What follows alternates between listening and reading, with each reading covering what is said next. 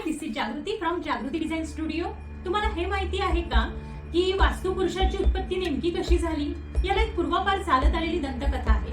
एकदा काय झाले, महादेव आणि अंधकासूर राक्षस यांच्यात खूप मोठे युद्ध झाले आणि ते युद्ध खूप काळ चालले. त्यामुळे ह्या दोघांच्या अंगातून घामाच्या धारा वाहू लागल्या.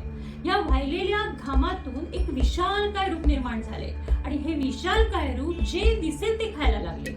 हे बघून देव आणि राक्षस खूप घाबरून पळायला लागले. तेव्हा हे विशालकाय रूप ब्रह्मदेवाकडे नतमस्तक झाले.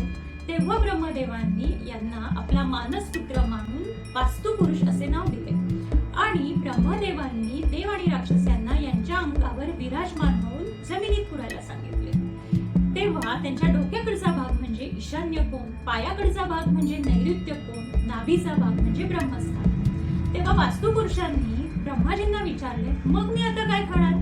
तेव्हा ब्रह्माजी म्हणाले, मी जी काही सृष्टी निर्माण केलेली आहे, तेव्हा ज्या घरातील लोक ह्या सृष्टीच्या नियमांचे उल्लंघन करतील त्या घरातील लोकांना तू आजपासून खाऊ शकतोस.